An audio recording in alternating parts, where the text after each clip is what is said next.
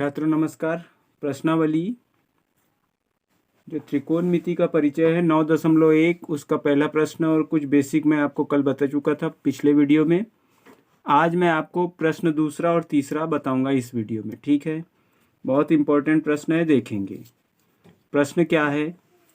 आंधी के आने से एक पेड़ टूट जाता है, ठीक है। पेड़ कहाँ से टूटा है? पेड़ बीच में से कहीं से टूटा है और टूटा हुआ भाग इस तरह मुड़ जाता है कि पेड़ का शिखर जमीन को छूने लगे, ठीक है। इसके साथ 30 अंश का कोण बनाता है। पेड़ के पाद बिंदु की दूरी जहां पेड़ का शिखर जमीन को छूता है 8 मीटर है। पेड़ की ऊंचाई ज्ञात कीजिए, ठीक है। प्रश्न क्या बोलना चाह रहा है, देखिए प्रश्न क्या बोलना चाह रहा है, अच्छे से समझेंगे, ठीक है। मैं यहाँ पे आपको चित्र से बता रहा हूँ।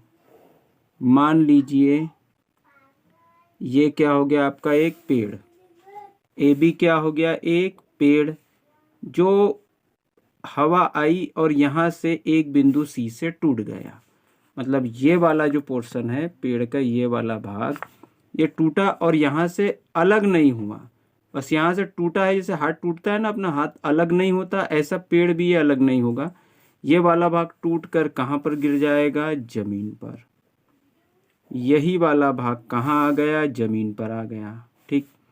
ये जितना लंबा था वही का वही भाग यहाँ जमीन पर आ गया और जमीन के साथ 30 अंश का कोण बना रहा है। यहाँ कोई बिंदु डी पर टिकता है और यहाँ कितने अंश का कोण बनाता है? 30 अंश का, ठीक। तब आपको पेड़ की ऊंचाई ज्ञात करना है कि शुरू में पेड़ कितना ऊंचा था, ये प्रश्न है, ठीक है। अब जब आप हल करना शुरू करेंगे तो हल में देखिए,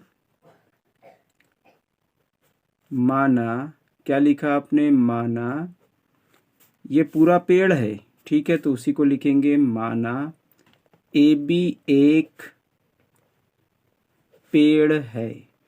इधर से हवा आई, समझ गए ना? हवा किधर से आई? इधर से। आंधी हवा इधर से आई, आने के कारण हवा बहुत जोर से लगी, यहाँ से पेड़ टूट गया और ये वाला पोर्शन ऐसा लटक गया।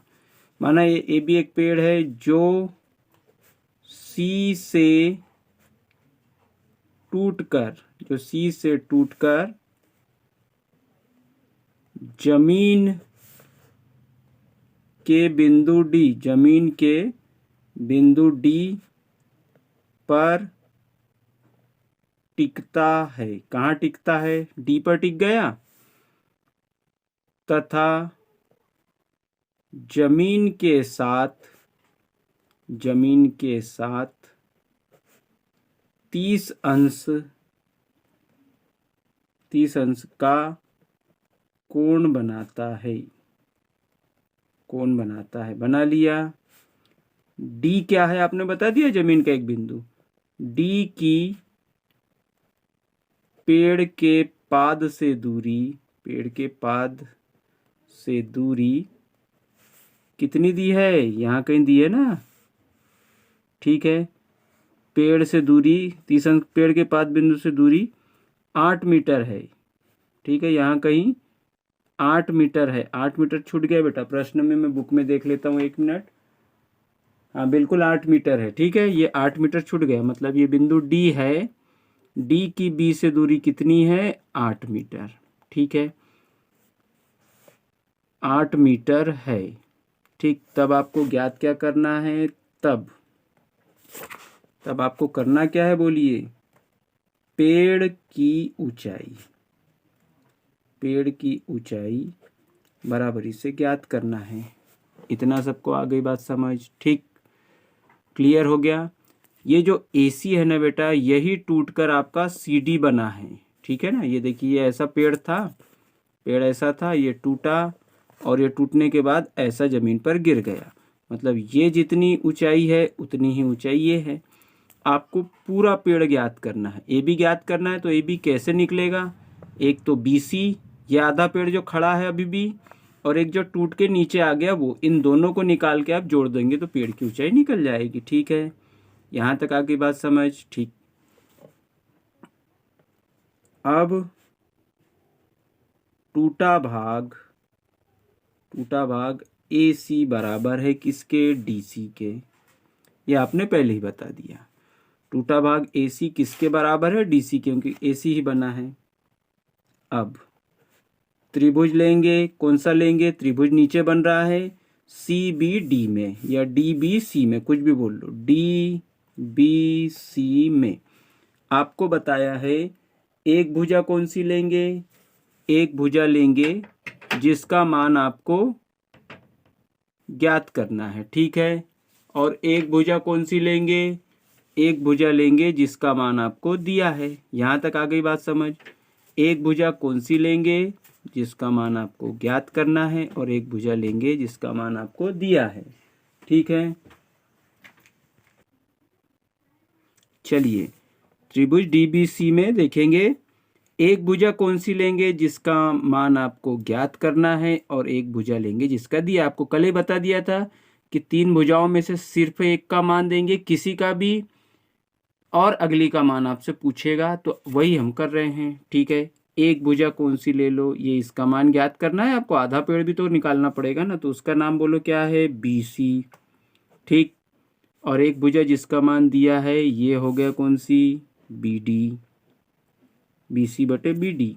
ये भुजा कौन सी है? तो देखिए ये 90 है, 90 के सामने की ये कौन सी हो गई? कर्ण। ये ऊपर वाली हो गई लंब, और नीचे वाली क्या होती है आपको पता है? आधार, ठीक है। तो BC क्या है? BC है लंब, है। BD क्या है? आधार। और लंब बटे आधार यानी क्या होता है? 10। कितने अंश? तो ये देखिए कितने अंश? 30 अंश, ठीक है। अगले स्टेप, BC का कोई मान आपके पास नहीं है, BC जैसे का वैसा, ठीक है। BC का कोई मान नहीं, जैसा का वैसा। BD कितना है? BD है 8 मीटर, है ना। BD 8 metre. 10 30 यानी 10 30 का मान होता है कितना? 1/3। कितना होता है? 1/3। तिर्यक गुना करेंगे, 8 का गुना इधर, तो BC बराबरी से 8/3, इक्वेशन फर्स्ट। आधा काम आपका हो गया। आपने पेड़ की हाइट जो खड़ा अभी बचा है उसकी निकाल ली। अब बारी आई इसकी। फिर से वही त्रिभुज लेंगे।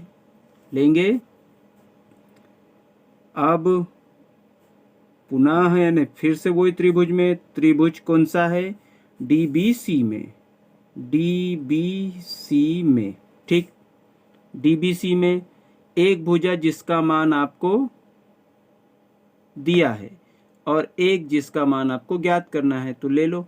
देखिए यहाँ पर आपने लिया ना बेटा, ये BC बटे BD।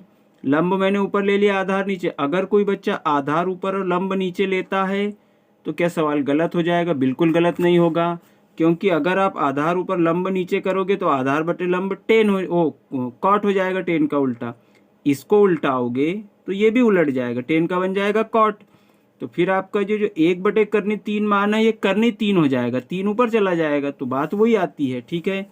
इसलिए आप ये चिंता ना करें कि कौन सी भुजा को नीचे ले, कौन सी के ऊपर, पर ऐसा आप त्रिकोणमितीय अनुपात लो जो आपको याद रहे। तो आमतौर पर 10 और साइन सबको सिंपल पढ़ते हैं, ठीक है। जैसे ये सवाल में 10 के अलावा और एक मान लगेगा, ठीक है। DBC हो गया। एक भुजा लीजिए, क्या ले लिया आपने? बोलो। BD ले ली।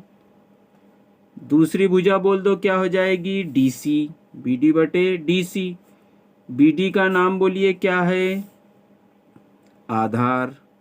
DC का नाम बोलो क्या है? कर्ण, ठीक। ये क्यों ली भाई? इसका मान दिया है, इसको ज्ञात करना है। अरे ज्ञात इसको नहीं करना है, इसकी जगह इसको ज्ञात करना, तो ये त्रिभुज के बाहर है, ठीक है ना।